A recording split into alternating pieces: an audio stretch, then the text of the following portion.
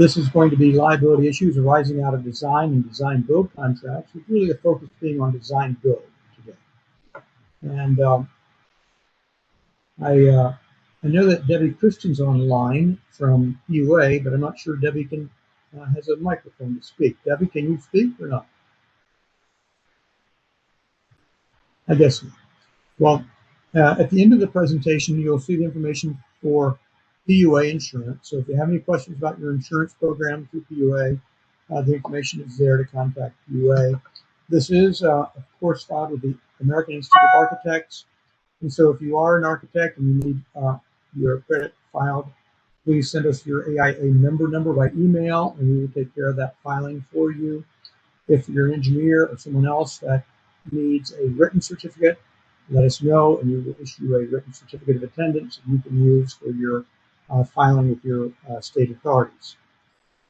So today, I'm sharing my screen, and hopefully, AI registered, copyright, here are our learning objectives.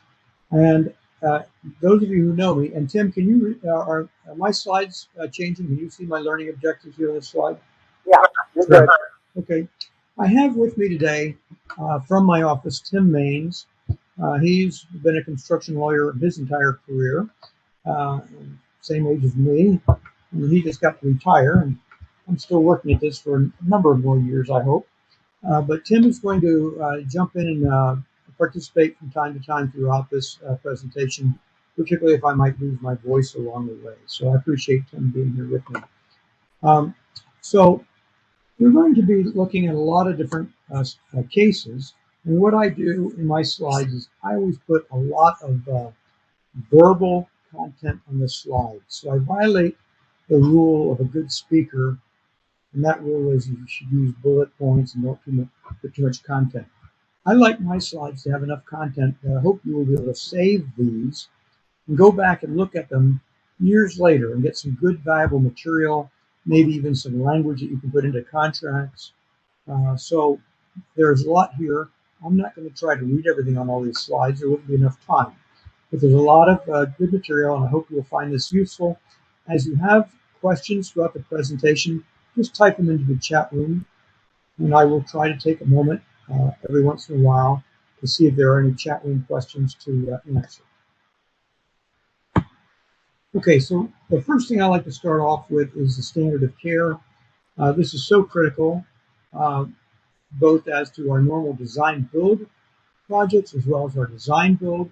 And there was a case just a few years ago, 2019, that I felt was very important. And this was out of Massachusetts. And this one was where a design builder, the contractor, filed a suit against this engineering subconsultant. And what it was trying to argue was that this engineer owed the design builder all kinds of cost overruns that the design builder incurred. And the court basically denied the claim. So let's look at why. So first of all, there are preliminary drawings, and they cannot be expected to be as precise as final documents. That's one of the very key holdings of this decision. These were preliminary drawings. They're done during a teaming agreement. They're done prior to a guaranteed maximum price being established. They're not the final construction documents that might be expected to be much better detail. These were preliminary. But yet what we're finding, and I found this in many of my cases, defending design firms against design builders, is that design builders will go out and they'll submit a guaranteed maximum price, they'll get a project, and then they'll turn around and they will often put in a claim against the designer saying, well, you know what, I left money on the table because you didn't give me enough quantity. Your quantities weren't right. Your estimates weren't right. You didn't have enough detail here. And so I've lost money. Well, that needs to be addressed in the teaming agreement. And so I'm going to have language to show you what we do. We're back to this decision. The design builder sued the engineer for the cost it had allegedly incurred because of these errors in the preliminary designs. The court rejected most of the design builder's claims, finding that the contractor was essentially attempting argued that the preliminary plans prepared for the bidding purposes should have been complete and accurate to the same extent as if they were 100% complete construction documents. The design builder claimed that if the engineer had not reached the teaming agreement, it would have made more profit. Well, there is no evidence here that the engineer failed to meet the standard of care for the preliminary design documents, and nothing suggested anything that the engineer did actually caused the project to be more expensive. An important aspect of the decision was this rejection of the design builder's claim that the engineer breached the standard of care by not knowing that the DOT of the state would ultimately reject its proposed design pitch of a bridge deck. Now, this is very significant. At the very early stages of a design for bidding purposes, everyone has to make assumptions of what is going to be permissible by law. And on this issue, I want to point out, because I don't have a slide on this, but whenever I see in the contract a statement that says, the standard of care is the normal, generally accepted standard of care, that's fine. However, there's often a statement that says, elsewhere in the contract, the engineer or the designer shall comply with all laws, codes, regulations, ordinances, etc. Shall comply. It doesn't say that there's anything other than a warranty. In other words, you're warranting that you're going to comply with the law. The problem with that is I've had numerous cases where the law is subject to multiple reasonable interpretations. And I believe that in order to avoid the uninsurable liability of warranting compliance for law, you need to say that you will exercise the standard of care to comply with the law. So that is a normal thing that we do in all of our contracts, is we try to insert the standard of care into the legal compliance.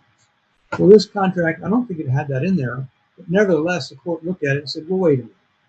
How is the engineer supposed to know that its reasonable interpretation would be rejected by the DOT? So the expert testimony supported the reasonableness of the engineer's testimony, of the design, and the court stated that the design builder might not have recovered from DOT if it had pursued a claim against DOT. So, I'm sorry, it might have recovered from DOT. So what happened here, and I've seen this happen in multiple cases where I've been involved, is the design builder's contract. They just want to move on. They want to get money from the insurance carrier for the designer. They don't want to have to make a formal claim against their owner client to get paid. So they just roll over. They look at it and go, oh, that was a mistake. Engineer, you and your insurance company pay for this. And so here the court said, well, look, this design builder could have gone back to the state and said, your interpretation wasn't reasonable based on this expert testimony, so you need to give us a change order. They didn't do that. So the judge concluded there appears to be no reason to charge this engineer with a design builder's strategic decision not to press this claim, or to press that claim to the owner. So this is a terrific decision, very supportive of designers in multiple aspects of design building. Now, because we're seeing so many claims by design build contractors against designers claiming all kinds of extra costs because the preliminary designs weren't 100% complete like construction documents, we've done a few things. First, we have language that we would suggest that you use, like what I have on this slide, which I'm not going to read to you. But what it says is basically, look, these are preliminary designs. These are not expected to be 100% complete. They're not going to be perfect. And finally, it says the contractor is ultimately responsible for determining quantities to be included, and the contractor's got to determine the appropriate amount of contingency to be included in its proposal to cover variations in quantities and other risk factors. This is really important to have. So I started using this in contracts after a whole series of contractor claims against designers that I worked with over about a 2-year period. And this has been very helpful. This is an example. The next language here on slide 11 comes from one of my clients, and this is what they put into their contracts, saying, look, it's a preliminary design. The initial stage of design services mean a design focused on creating a general framework upon which to build a project. Preliminary represents design incomplete services. Does not include all information that will be provided at final design. Again, this is really giving the client so much warning that a court hopefully would look at this and say, yeah, we get it. You made it very clear that the design builder, you didn't warrant the design builder anything here. You told them you were going to give them only a standard of care of what somebody giving a preliminary design would do, and they cannot sue you for more than that. And they can still make a claim if your preliminary design didn't meet what was required of a preliminary design. But at least they can't just make this sort of willy-nilly claim that gets stuck out there. And then, just as one more aside, where this really becomes a problem is where you're dealing with arbitration instead of litigation. So if we're in litigation, I feel pretty good. We can go through discovery. I can file motions to dismiss for summary judgment. But if we're in arbitration, I can't do any of that. So I feel it's very important in your agreements at every opportunity you can, I recommend you strike the arbitration clause. I prefer litigation. I think that most insurance carriers today would tell you they prefer litigation over arbitration. And so that's just an aside to this, to try to get rid of the arbitration. Okay. Let's move on now. Tim Maines, do you want to add anything before I move on to the next slides here? No, I think the critical factor. Are you getting this reverberation or feedback? No, I hear you. You're fine. Okay. Is that was a teaming agreement that case was based on, and very seldom before all this design build litigation came up on proposal efforts did we see litigation resulting from a teaming agreement. Those are something that people generally don't pay a lot of attention to. They sign up for, and in this case, that very likely could have come back to bite that engineer. So that's the point, I think, of that first case. All right. Excellent. Yeah. So on these teaming agreements, because I don't have slides in this particular presentation today on teaming agreements, but we do like to add into our regular agreement a limitation of liability clause and a waiver of consequential damages clause. Now, it's also important that you put those clauses in the teaming agreement, because what you're doing in that teaming agreement, there is no agreement yet signed. You're only at the teaming agreement phase. You're not going to have a final agreement until the project client gives a contract. So it's very important to add, to the extent you can, a strong limitation of liability and waiver of consequential damages clause. It's really important to have a teaming agreement. I can't tell you how many times I've had situations where the designer simply sketched some stuff on almost a napkin, and the designer and the contractor met a few times. Contractor goes out, gives a proposal to the owner, gets the contract, and then the designer gets sued because the sketches weren't deemed adequate enough. Well, there was nothing in a teaming agreement. There's no agreement to tell anybody what was expected. So it's very important to have a teaming agreement. Okay, the next one was an AE liability to the contractor that relies on a geotech report. Okay, so in this case, this is Apex Drilling, 2015 case out of California. An engineer prepared documents that contractors will rely on when preparing their bids. Okay, now that contractor can make a claim against that engineer for having a breach of duty of care to the contractor. And in this particular case, the court said, yes, indeed, the engineer can be subject to liability for breach of professional duty as well as negligent misrepresentation. So before the project was put out to bid, the engineer conducted a geotech study. They prepared reports and came up with a geotech baseline report, GBR. It furnished that to the bidders so they could estimate the cost of performing the work. Now, according to the contractor, the GBR indicated that the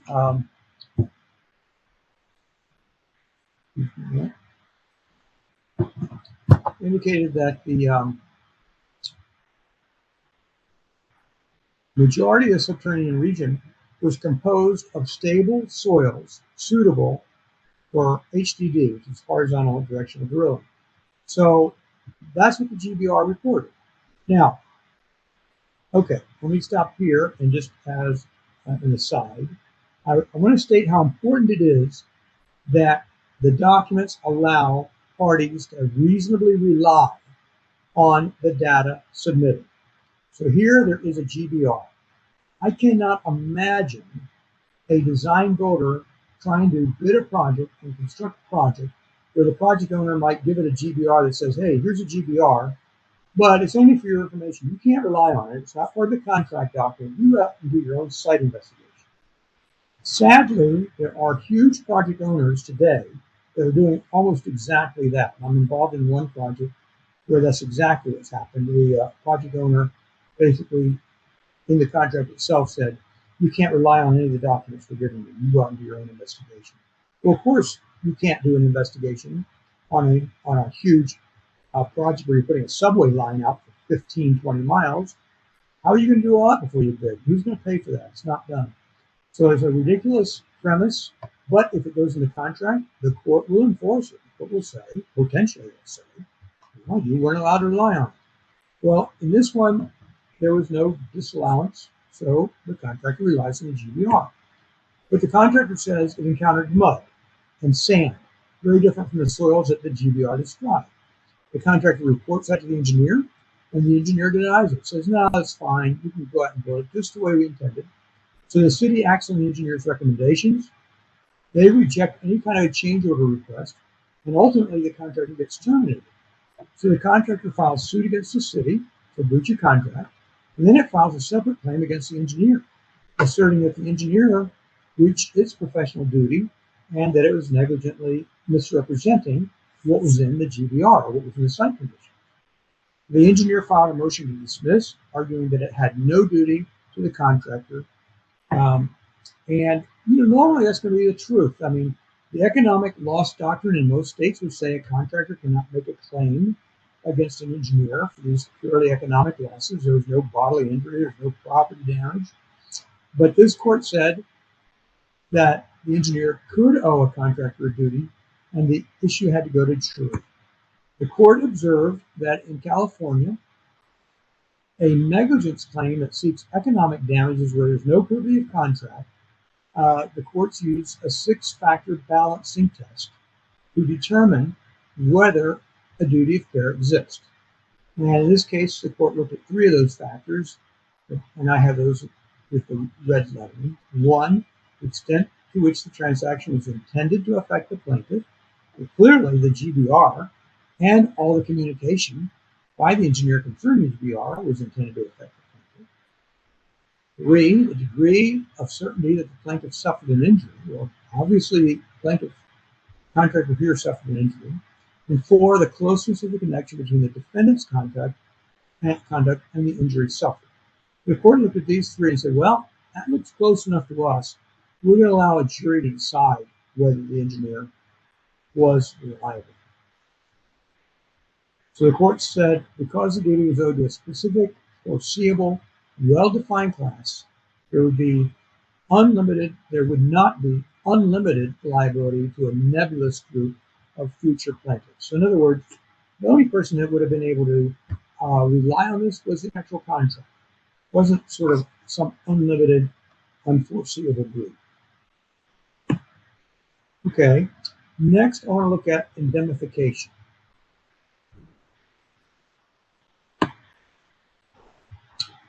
This is a case of WSA versus DKI Engineers.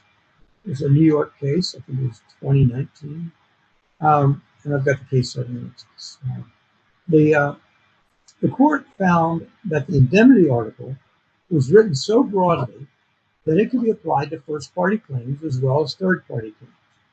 Okay, what is the difference in a first-party claim and a third-party claim? Historically, indemnity claims were for general liability for property damage, bodily injury. They were for third-party claims by people who were injured who are making a claim against the indemnity, who might be the engineer's client or the architect's client, and then that client would come to the indemnitor, who would be the architect or the engineer, and say, hey, you need to indemnify me, you need to hold me harmless, you need to pay all my costs that I'm incurring because of these third-party claims against me. All right? So that is historically what third-party claims and what indemnity was for. Now, there are some states, for example, Washington, D.C., District of Columbia, today they would hold in D.C. that if the indemnity clause was written like this one, the court would say, well, we all know in D.C. indemnity is only for third-party claims. And so we're not going to allow a first-party claim to be covered under indemnity. Well, a first-party claim, the difference is this is where your client, the owner, has language in their indemnity clause that says, okay, you're going to indemnify me, the owner, for all the damages, losses, claims, demands, etc., that result from your negligence. Okay, let's make it that way. Okay, now the problem with that clause is, I just read, is that it says you're going to indemnify them for all their damages, claims, losses, demands. There's no requirement that their damages be from third-party claims. It could just be their damages, their losses, because they didn't complete the project on time. They couldn't open their stadium on time. You don't want them making a claim against you under an indemnity clause for their first-party damages because they just grab your money and they don't have to bring in an expert witness to show you were negligent or anything. It's just almost a warranty claim. And that's uninsurable. So you really need to, in our view, state that indemnity is for third-party claims.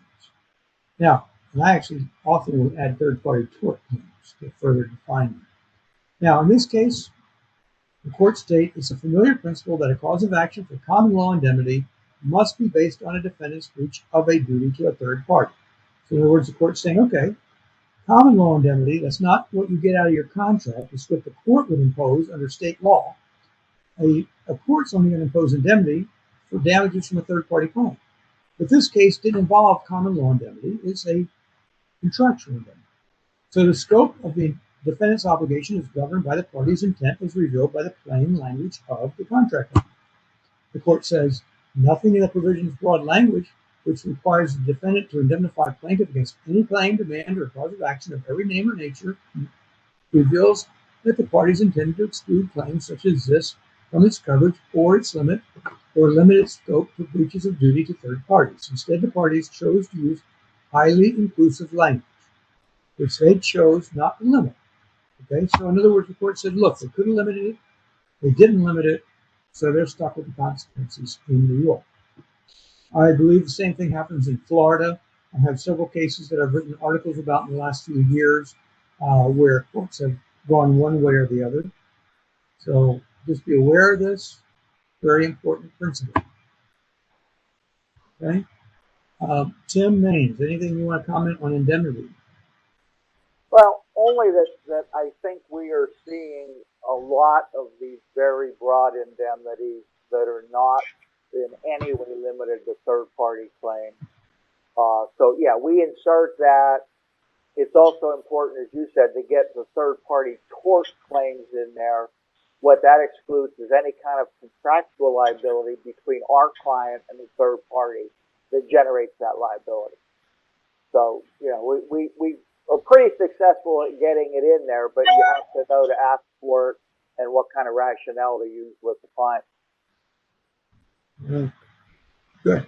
Thank you. All right. Now let's look at incorporation by reference flow down clauses. So this is really kind of key because on the design build project, I guess from my observation, I'm going to guess over 90% or more of design build projects are led by the contractor. The design builder is a general contractor. It's not the designer. So the designer is almost always going to be a subcontractor in design build. And that means that you are going to be having a subcontract between you and the contractor. And that contractor who has this prime contract between itself and the owner is going to attempt to flow down all the content from that prime contract to you. You've got to be very careful because you can have the wonderful indemnity clause, great standard of care clause, all kinds of good wording in your subcontract that your attorneys and risk managers and insurance brokers work with you to accomplish. And yet you ruin all that if you say that the prime contract flows down and takes priority over those clauses. So what I like to do is try to add a clause that says, well, we're not going to allow everything to flow down. We're going to do a provided the following. You'll see that coming up in about 2 slides. So before I get there, let me just hit you with this flow down case from fairly recently. It's a Syntec Worth Group. Here, the sub filed a summary judgment motion asserting that the prime contractor's limitation of liability clause was incorporated by reference into the subcontractor, the flow down clause. And that clause then prevented the prime contractor's ability to recover damages from the subconsultant. So the trial court granted the motion on the basis that the LO clause in the prime applied to the sub by virtue of the flow down clause. So the subcontractor won this at the trial level, with the trial court saying, yeah, you've got this flow down of the limitation of liability clause, therefore you are relieved of responsibility as your subcontractor. Now that was reversed on appeal, and it was held on appeal that the prime contract limitation of liability did not flow down to benefit the sub, and the clause stated that the sub shall, except as otherwise provided, have all rights towards Syntax that Syntax has under the prime towards the owner. And the sub shall, to the extent permitted by applicable law, and except as provided herein, assume all obligations, risks, responsibilities towards Syntax that Syntax has assumed towards the owner, etc. Okay. Now, the subcontract included a general liability clause that very specifically made the sub responsible for any design or redesign cost and additional construction cost required to correct its errors and omissions. And this is a very standard clause. I see this in contracts all the time. It's kind of buried in there somewhere. It says that any kind of redesign cost, additional cost, anything you need to do to correct your errors and omissions, that is your responsibility, Mr. Subcontractor. Now, this is an aside. I like to fix that wording to say we are only going to fix that at our cost if those errors were the result of our negligence or willful misconduct. Because we are not expected to be perfect. The law doesn't expect us to be perfect. We don't want perfection. So if there are certain changes that have to be made or there are costs that have to be incurred because of changes, our view is we want only those costs that are insurable to be the designer's responsibility. Otherwise, some of these projects, this could break you. I'm looking at projects today that are $2 billion projects. Literally $2 billion. It's huge projects. And they have this kind of language in there. I'm like, wow, who would sign this? Hopefully the designers don't sign this if it's a $2 billion project. I'm saying I don't like you to sign it as a $2,000. All right, now, the court explains under the prime contract, the prime's liability to the owner for design defects was limited to the proceeds of the sub's errors and omissions insurance. And the limitation of liability would not flow down to the benefit of the sub because a provision of the sub specifically addressed the allocation of liability to the sub to the prime. In other words, it said, hey, if there are errors or omissions, you, subcontractor, are responsible for those. That was a very specific thing. The court said that takes priority over the prime. Now, the way we try to avoid a blanket flow down of terrible terms and conditions, first, if you have a prime contract, you need to look through it, make sure you know what's in it. And sometimes you can strike terminology. Our firm at Construction Risk, we review so many contracts per year. We review well over 1,000 contracts, and we redline them. We send changes back to all of our clients. And we are looking at a lot of subcontracts that are like 10 pages long, but then you've got a 90-page prime contract. Well, we're not going to try to go through that 90-page contract because we're trying to do our review in less than an hour.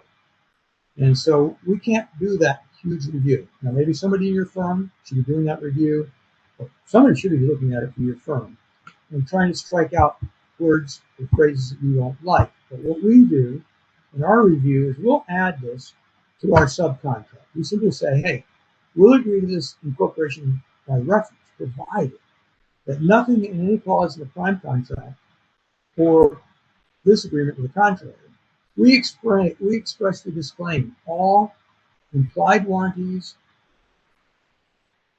and guarantees with respect to the performance of professional services. And it's agreed that we're only going to perform pursuant to standard of care. And then it says, provided further, we're not going to give you any indemnity that's not insurable. We're not going to indemnify you for anything other than our negligence. Well, actually, I say willful misconduct, and that's not insurable, but I think that it's reasonable for an owner to expect you to indemnify them if you cause them damages by willful misconduct. And then finally, we add a final statement at the end saying, and further, the sub shall not defend any indemnity against professional liability claims. And that last part is really important because, particularly like in California, if you agree to indemnify somebody, the courts automatically include a duty to defend as part of that indemnity.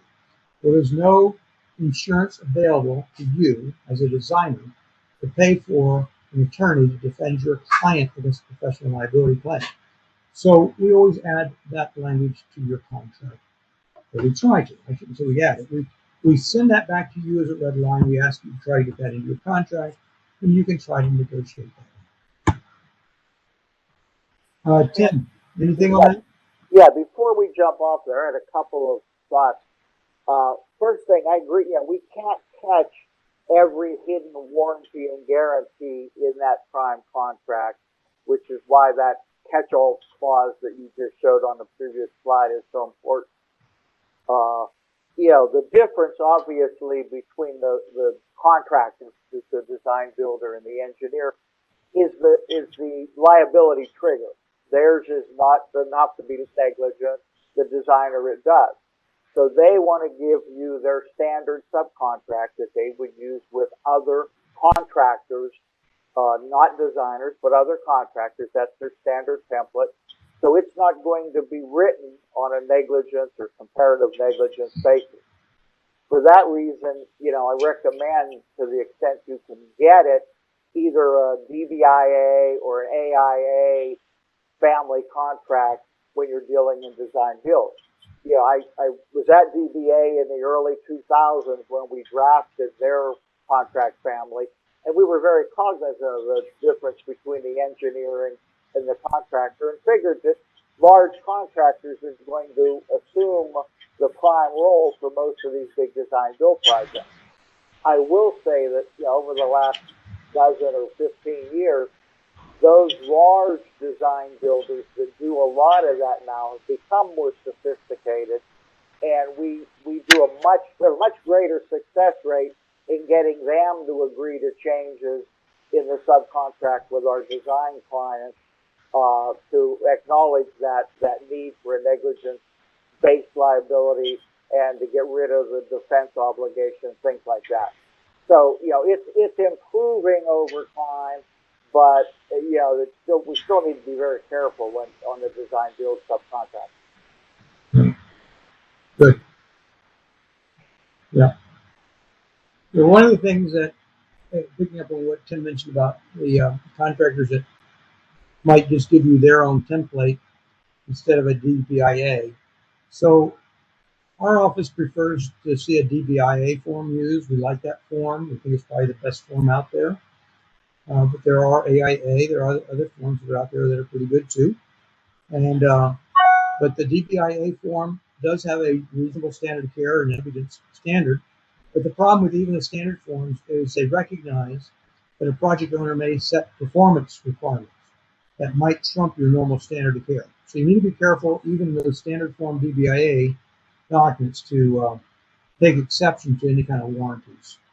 Okay, let's look now failure to properly manage the design process creates major risk during risk exposure during the design and during the building of the project to the design builder. So let's look at a whole number of cases that I have here. And these come from around the country. And I'm just going to go through these quickly. I think you'll find a lot of these interesting. I'm not going to cover them all because we're going to run out of time probably before we get to the end of these. But just some interesting cases. So the first one is Flatiron versus Case Atlantic, 2015 decision. And this one was a dispute between a design builder and a foundation sub. And North Carolina DOT bridge work had drilled shafts. The foundation took 42 weeks instead of the 16 to 22 weeks that were planned. There were conflicting design assumptions. There were oversized temporary steel casings versus the oversized permanent casing. The designers didn't know when they were designing the project what the subs were planning to do. And the prime contract and the prime contractor did not permit the sub to communicate directly with the designer. And finally, the court looked at this and said, well, with advanced notice, the designers could have accommodated the subcontractor's construction method. You just never knew. No one ever told the designer what the sub planned to do. And so you have the sub doing one thing and the designer doing something else with no coordination. So at a minimum on these contracts, we need to see a very robust coordination requirement. Now, we don't want to see our designer take on responsibility for coordinating, other people's work. But at a minimum, this should have been coordinated, and this project shows what happens when you don't. So here the relationship is adversarial on the first day of construction, and the parties started preparing for their litigation. RFIs galore, issues over angular space with changing diameter of shafts, the support crane usage was changed. 11% of all the shafts had to be redesigned due to conditions encountered at plan dates. So 11% is a lot of shafts being changed. The court found both parties bore responsibility for the delay. The design builder, said the court, should have known that his designers were designing in a manner that was not consistent with the subcontractor's plan, and the prime design builder failed to coordinate the subcontractors.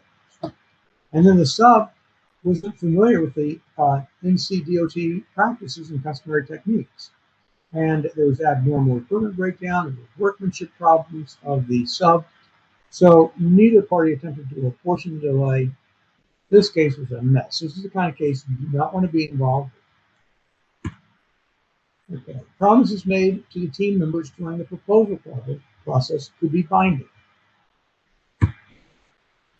Okay, this is a 2014 case by Metroplex 4, and I've abbreviated that name MC throughout, versus Parsons.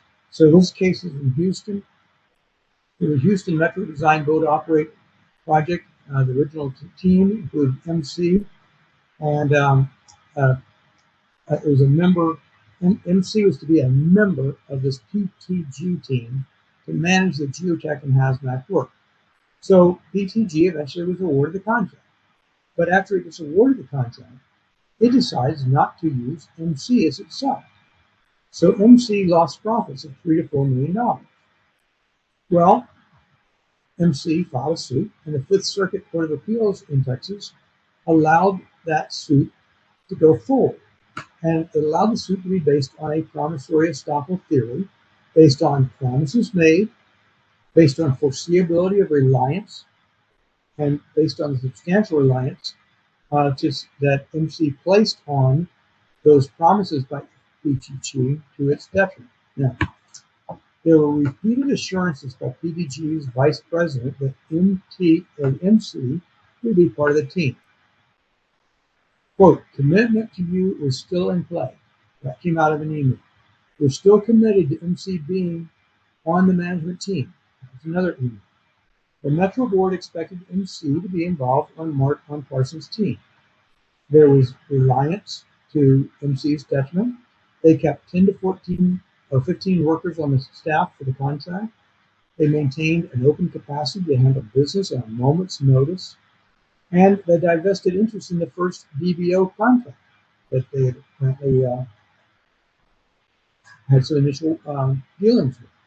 So, in light of all this, we don't know why PTG chose not to use them, but at some point, PTG was really stuck with their MC partner, and the court said this case could go forward to a jury to decide. Okay, let's look at performance guarantees under design build contracts. The professional liability insurance policy excludes coverage from from warranties and guarantees. That's one of the very express exclusions in the policy. One of the very, very important, most important provisions. The design builders and EPC contractors frequently enter into subcontracts, however, with designers to fulfill the design requirements of the design build or the EPC contract. Well, those design requirements may include warranties. The prime contractor typically incorporates the prime contract down into the sub, and the sub often further requires the subcontractor to assume to the design builder the contractual obligations that the design builder assumes opposed to the client, the project owner. Well, you got to be careful because those primes owe their client performance guarantees. And I don't have the slides in this particular slide set, but if I went back 10 years ago, I could show you cases where, on a smokestack coming out of a coal plant, there was a guarantee that as a result of the scrubbing devices put on there, the smokestacks would basically provide pure air. Well, it didn't work. And so the contractor wanted out of the project, and it went to court. The court said, no, you and your design team guaranteed this. It works. You just keep working on it till you get it right. So shifting responsibility to the designer can be a huge uninsurable risk. Now, this language on this slide is slide 33, comes out of a GMP, Guaranteed Maximum Price contract that I was involved in. And we went to arbitration on this case, and I was there with the engineer who basically was refusing to settle the case because it felt it did nothing wrong, that the prime contractor had no claim to the case. But here's the language. Now, first of all, what happened here, a huge facility, the prime contractor can demonstrate the losses that it incurred based on inadequate rebar to support the huge slab of concrete in this large warehouse. It's supposed to withstand the weight of fiber optic cable in these big screws that come in. And so the contractor makes a claim. Designer refuses to settle the claim. But here's the language. It says, the design consultant shall attend and participate in meetings held between the owner and design builder to discuss interim design submissions. Design consultant shall identify during each such meeting the evolution in design and changes or deviations from the contract documents, including the basis of design documents, or, if applicable, previously submitted design submissions.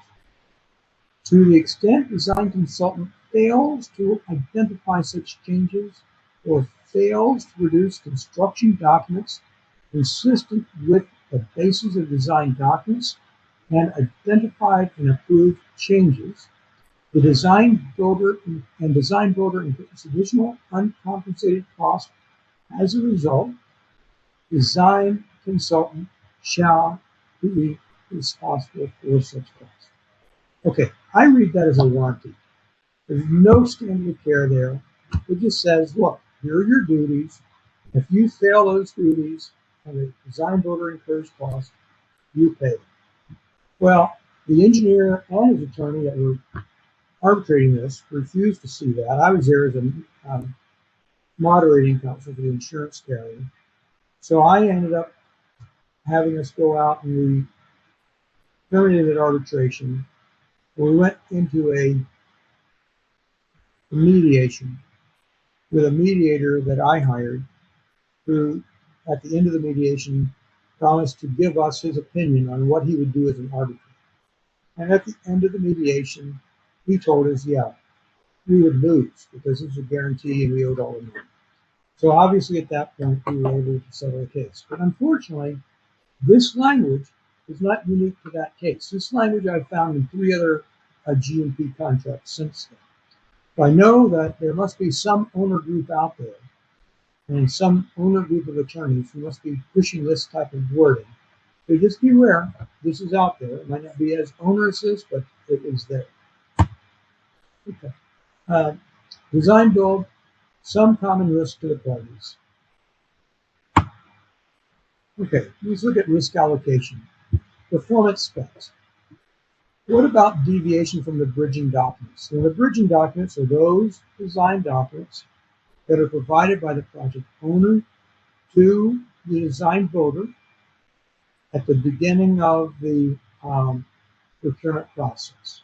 And they say, look, all design builders or any contractor that wants to give us a proposal, these are the design minimums. You must meet these designs. This is like 15%, 20% maybe design. And we want our facility to accomplish these things. It's got to look like this. It's got to have these details. Well, those bridging documents are subject to the Spear doctrine, meaning that the owner is basically warranting those designs. The design build team is allowed to rely on them, but the design build team must use them. You can't deviate from them without approval from your owner. How much reliance can be placed on those details? What about performance guarantees? Are there in the contract? And the high cost to complete for the project, to compete for the clients. Is there a stipend paid to the shortlisted losing bidders? If there's a stipend paid, who's going to earn that stipend? And this is something you want to deal with in your teaming agreement.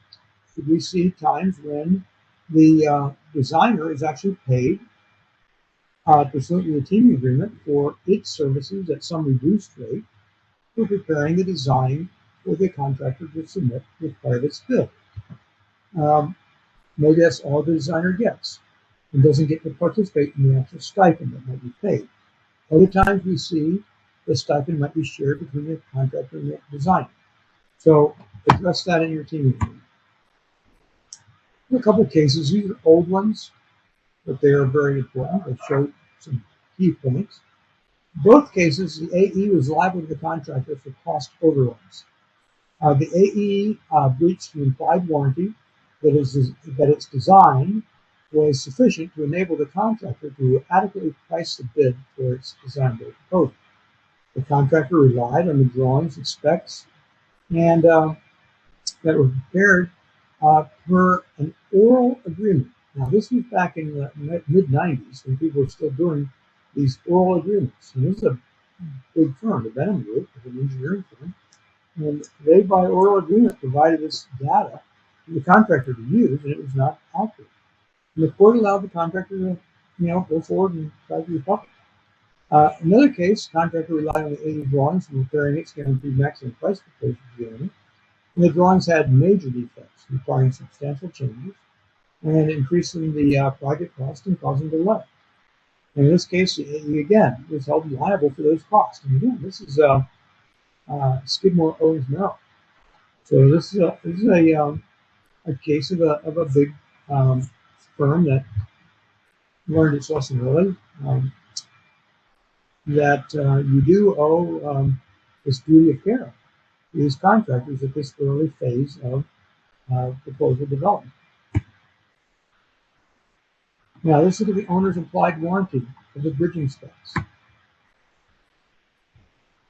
And in this case, the RFP is for a medical clinic. It stated that the government preliminary design would be used for preparing proposals, but the successful bidder must verify the design details during the design phase. It says, okay, you can use the preliminary design, but you have to verify.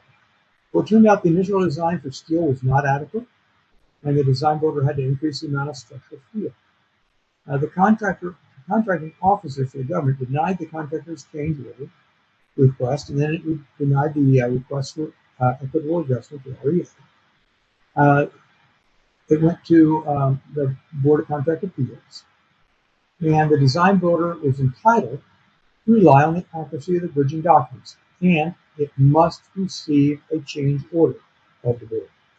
The design builder's duty to verify the design was only after the award. It wasn't during the bidding, and the government's interpretation of the RFP would have effectively read the mandatory changes clause out of the contract.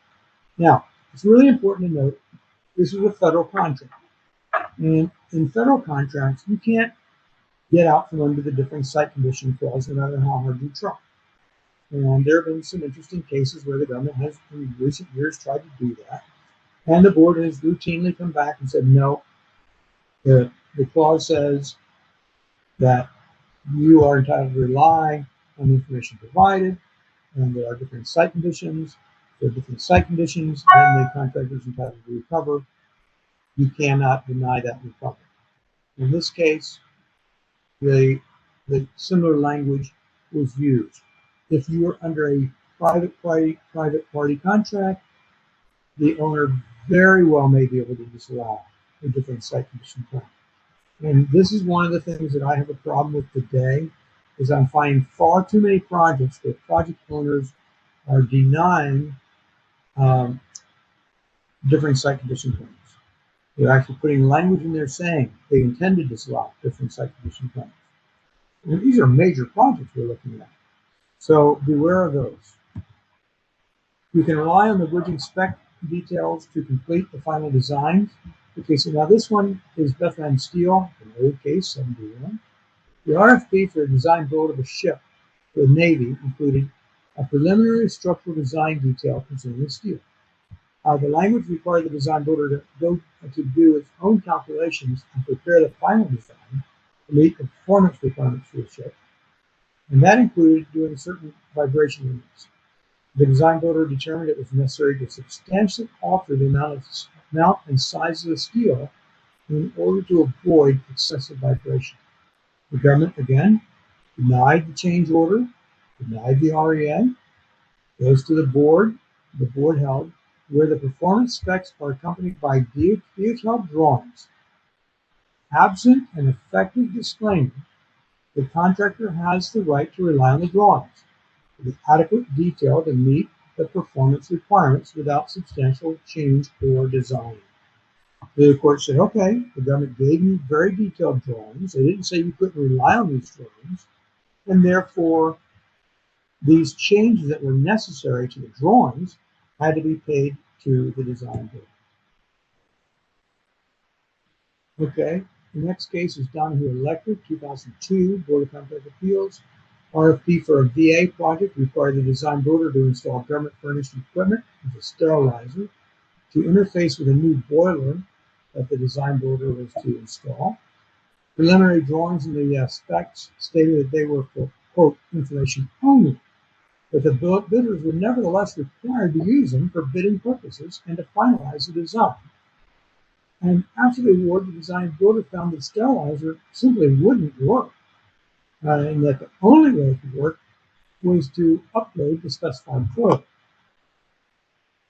Well, the government contracting officer, once again, denies a change order for the upgrade cost, and the government assumed the design and this went to the Board of Contract Appeals, and the board held the government assumed the design risk, and the government warranted the accuracy of the bridging document.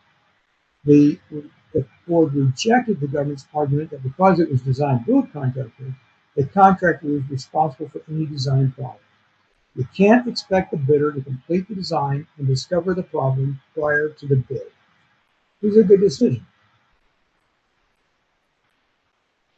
Okay, let's look at briefly prescriptive design specs versus performance specs. If they're both in the specifications, then the design builder is going to have to satisfy them. And I've represented designers that have argued that, well, I'm the designer of record here. I get to make these changes. And that's not how it works. You really have to get permission and authorization from your project owner. So here, by submitting a proposal in response to an RFP, The design builder represented that it can meet the performance specs. So the RFP called for windows and air base in Alaska. It had to meet certain blast requirements and thermal requirements. The design builder could not locate commercially available windows, so it had to custom build them instead. The government denied the change order for additional cost, and the board held that the design builder represented when it submitted its bid that it could meet the performance specs by submitting its proposal. And the failure to adequately investigate the availability of those windows was its risk. It should have done that before it submitted its proposal. Okay. So that one was a win for the government. Next one, where the RFP includes design and prescriptive specs, both must be met. This is a 1999 case. The government drawings depicted 4 dust collectors and 4 exhaust fans, and the design builder sought to meet the performance specs for the ventilation by using a different airflow and different number of exhaust fans and dust collectors than what was prescribed. And the design builder argued a design build contract gave it the flexibility to meet the performance differently than prescribed. Again, this is early in the design build learning process. 1999, everybody's still learning. And so there were a lot of cases back at that time making this type of argument, saying, well, hey, I'm the design builder, I get to make a choice here. And the courts are saying, no, you really don't. You've got to meet these requirements that were imposed by the bridging documents. So the board held that the design builder must follow the detailed specs that were in the bridging documents, should have sought clarification on the flow rate, but must meet the higher rate.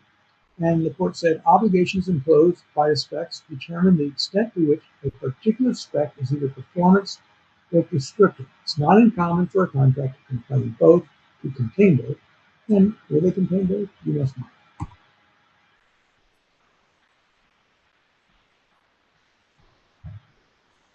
Okay, this next case is one again where the designer is liable to a contractor. Next case is a good one I like. The designer was able to recover from the owner for bad data. The court held that the contract documents did not say the information was to be used at the proposer's risk. So again, this is an Armed Services Board of Contract Appeals decision from 1993. And that brings us to our conclusion. Okay, this is for course content. That's my name, my email. If you need anything for your certificate of attendance or your AIA, email me that information. On the right-hand side is information for Sandip Pangrana, the director at PUA, and they can answer any of your insurance program questions.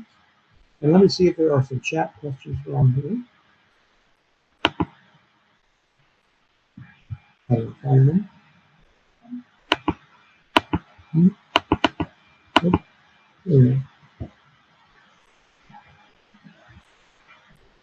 Oh, yes. We will share the PowerPoint program, so you will receive that. Do we send it automatically, or do we need to ask for them?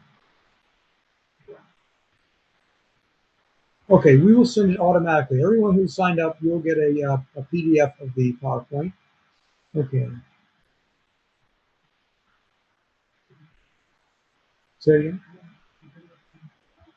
Oh, and also there's a video of the presentation. And so you will receive a link. We'll send you the link to that. So if somebody in your office would like to watch this later, you can do that.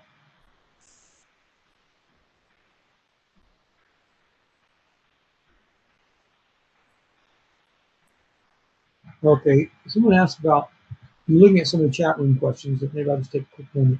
I've seen an increase in judicial reference as a dispute resolution option in California. Any thoughts on this versus arbitration? I think it's much better than arbitration. Again, I don't like arbitration. I don't like arbitration in California. I don't like arbitration anywhere. So in California, they do have the judicial reference. I think it's seems to me like a reasonable approach. Typically, a design board in Florida, public projects are preceded by a design criteria package prepared by another team. Sometimes a GMP is required on the DCP, and in a progressive design build, a GMP is given at 100%. How do preliminary designs, engineering come into play? Not familiar with this condition unless a DCP is involved. Okay. I'm going to have to say I do not know. I do not have an answer for that. I'm sorry. Someone asks, what if the standard of care is defining the contract? We still need to state that the engineer will exercise the standard of care with laws and regs. And the answer is yes.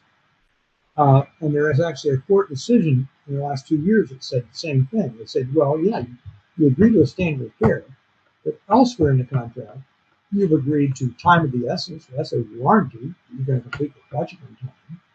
No standard of care on that. And you've stated elsewhere in the contract you shall comply with all laws, regulations, codes, and even if you are going to indemnify. And this is where I see it a lot too. It says you're going to indemnify us for any cost your client incurs because of failure to comply with regs, codes, etc. Well, you need to say that again, that only failure to comply with codes, regs, etc. because of your willful misconduct or negligence. So you always, in my opinion, this is my opinion, need to state that the standard of care is what's going to be applied to the compliance with the reg. Okay, that's all I see in chat room questions. We're at 3:02, so I think we'll wrap up. I appreciate you all being with us here today. I hope this was a good presentation for everyone. And if you have any other questions, give me a phone call or send me an email. I'd love to hear from you.